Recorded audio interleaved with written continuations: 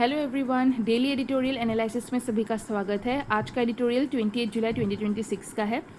First news है rising रूपी, new Trump tariffs track दी headwinds. तो ये आपका एडिटोरियल है, वीडियो पॉज करके आप इसको रीड करोगे।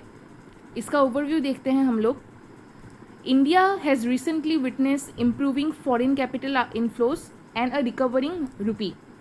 ओके, ये गुड न्यूज़ है आफ्टर RBI मेजर्स। तो हाउएवर रिन्यूड जियोपॉलिटिकल जो टेंशन है, राइजिंग ऑयल प्राइजेस है and fresh US tariff action under the Trump administration pose significant risk to macro economic stability and export competitiveness. वो तो होगा ही, लेकिन हम लोग को थोड़ा बहुत रूपी का रिकवरिंग दिखने को मिल रहा है because of RBI policies and all. तो अगर हम लोग बात करें पॉजिटिव मैक्रो इकोनॉमिक सिग्नल्स के बारे में, तो ये पोस्टर आप देखो, इसमें ग्रोथ इन फॉरेन इन्वेस्टमेंट है, monetary stability and RBI measures के बारे में है, FDI इन्फ्लोस जो 6.5 बिलियन तक सर्ज हो चुका है, इसके बारे में दिया गया है। इधर strengthened support for the rupee, 20.7 billion का जो अट्रैक्टेड वाया स्ट्रेटेजिक चैनल्स हो रहा है वो है, और FPI का रिवर्स स्ट्रेंथ जो 1.5 बिलियन इन्फ्लो हुआ है उसके बारे में है। आप इस पोस्टर को अच्छे से वीडियो पॉज करके पढ़ोगे। नेक्स्ट टॉपिक है हमारा इसी का ही सब topic, emerging domestic risk.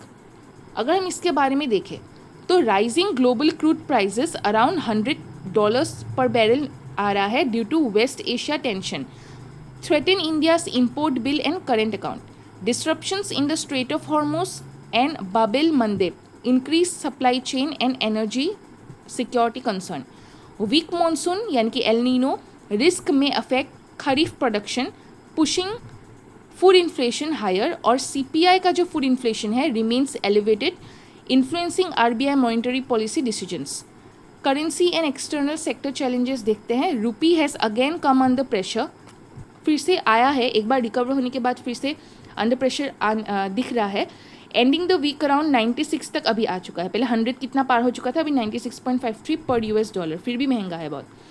A strengthening US dollar index reflects global dollar appreciation, adding pressure on emerging market currencies. अगर हम लोग बात करें higher oil imports and inflationary measures pressures की, वो एक्सटर्नल बैलेंसेस को वीकन कर देगा। Policy makers must balance exchange rate stability with growth objectives. बात करते हैं impact of Trump tariff policy की, तो देखो US imposed a 10% tariff on Indian goods following Section 301 investigation. Additional investigation target कर रहे हैं manufacturing over capacity को, could lead to further tariffs. Proposed tariff include 100% on imported generic medicine after 2 years and 200% thereafter, posing risks of India's pharmaceutical export. Sector integrated with US markets may face reduced competitiveness and export uncertainty. अगर policy priorities के बारे में बात करें तो macro economic stability को strengthen करना होगा through prudent fiscal and monetary coordination, diversify करना पड़ेगा एक्सपोर्ट मार्केट को एंड रिड्यूस करना पड़ेगा excessive dependence on single destination को। ओके, मतलब स्प्रेड करना पड़ेगा हमको। Advance energy security through diversified sourcing and strategic reserves, improve manufacturing competitiveness and supply chain resilience against global trade disruption, ये इसका पॉलिसी प्रायोरिटी है। क्वेश्चन आ सकता है मेंस का 15 मार्क्स का, एंड PYQ जो GS3 2018 15 मार्क्स का आया था वो आपको करना है, और ये कुछ छोटे क्वेश्चंस। सेकंड हम लोगों का जो न्यूज़ है वो आप देख रहे हो स्क्रीन में, do not surrender to China, do not depend on the US। Okay, ये है आपका एडिटोरियल, आप इसको पोस्ट करके पढ़ोगे। एडिटोरियल जो है ओवरव्यू देखते हैं, बता रहा है uncertainty in US foreign policy and continuing Chinese assertiveness. India must avoid both excessive dependence on Washington and premature economic accommodation with Beijing. Instead, it advocates strategic autonomy through domestic capability building and long-term resilience. Okay? जो China का strategic challenge हम लोग पहले पढ़ते हैं कि हमको उनसे क्या सीखना चाहिए। चाइनाज एक्शन सिंस डेप्सांग 2013 में हुआ था, चुमार 2014 में, डोकलाम 2017 और गलवान हुआ था 2020, indicate sustain strategy altering the LAC through salami slicing. Continues territorial claims over Arunachal Pradesh, renaming location, issuing staple visas, and challenging India's sovereignty. Uses economic coercion by restricting industrial inputs, rare earths, and tunnel boring machines.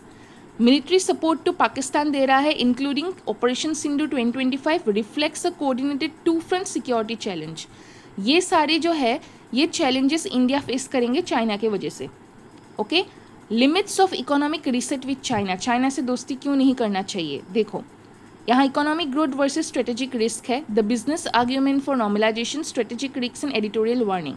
तो business argument में reviving growth via capital access, integration into supply chain है. और strategic risk में weaponisation of interdependence हो जाएगा, loss of bargaining leverage होगा और growing trade deficit hazard होगा. पोस्टर को आप अच्छे से पढ़ोगे. अभी क्वेश्चन यहाँ आता है कि why India should not depend entirely on US. क्यों? क्योंकि ट्रम्प ईरा तारीफ हाइक्स हो चुका है, वीज़ा रेस्ट्रिक्शन होता है, पॉलिसी अनप्रेडिक्टेबिलिटी आ चुका है, demonstrate US priority are transactional. तो Washington will ultimately pursue its own national interest rather than guarantee India security. India must therefore avoid subordinating its strategic choices either American or Chinese preference. Strategic autonomy की ज़रूरत है which will remain India's most valuable foreign policy principle. Okay? Strategic path ahead क्या हो सकता है? हमको build resilient domestic manufacturing करना पड़ेगा short term cost का. Okay? डाइवर्सिफाई करना पड़ेगा trade, technology and supply chain को. Europe, East Asia, Asian and global south की तरफ बढ़ाओ उसको. कंटिन्यू करना पड़ेगा restrictions on sensitive Chinese investment, telecom infrastructure और डिजिटल प्लेटफॉर्म्स का. हमको स्ट्रॉन्ग करना पड़ेगा indigenous defence production, critical technology and economic resilience before considering any major reset from China. तो बैलेंस स्ट्रेटेजिक टेकअवे क्या है? India should neither become economically dependent on China nor strategically dependent on United states. दोनों के ऊपर completely depend नहीं होना है. Long term national strength lies on self reliance, diversified partnership and sustain strategic patience rather than short term economic gains. ठीक है, तो ये आपको इस तरीके से लिखना पड़ेगा अपने लैंग्वेज में. मेंस का ये क्वेश्चन है और PYQ लिंकेज GS2 2020 15 मार्क्स का ये आया था. और ये कुछ छोटे क्वेश्चंस आप लोग सोच रहे होंगे कि ये तो UPSC रिलेटेड है या स्टेट PSC रिलेटेड क्वेश्चंस है जो मैं क्यों बायोलॉजी के इस चैनल में करवाती हूँ. एक्चुअली बायोलॉजी में जो लोग CSIR नेट ओके और जो लोग UGC नेट कोई भी सब्जेक्ट्स का हो दे रहे हैं, वहाँ के जो फर्स्ट पेपर होता है, UGC नेट में 2 पेपर होता है, फर्स्ट पेपर करके एक है, उस पेपर में यहाँ से क्वेश्चन आता है. एंड करेंट अफेयर्स का क्वेश्चन आप जो भी एग्ज़ाम दोगे सब में आता है. इसीलिए ये सारे आपके CA में आता है, यानी कि करेंट अफेयर्स में. और CSIR नेट में 2 पेपर्स नहीं होते, फिर भी क्वेश्चंस आ सकते हैं क्योंकि आजकल पैटर्न्स काफ़ी चेंज हो रहे हैं. तो आने वाले सालों में आप नहीं बोल सकते. ठीक है, तो इसलिए मैं ये करवाती हूँ ताकि आप लोग का करेंट अफेयर्स भी क्लियर रहे. सो चैनल को सब्सक्राइब कीजिएगा. आज के लिए बस इतना ही. धन्यवाद.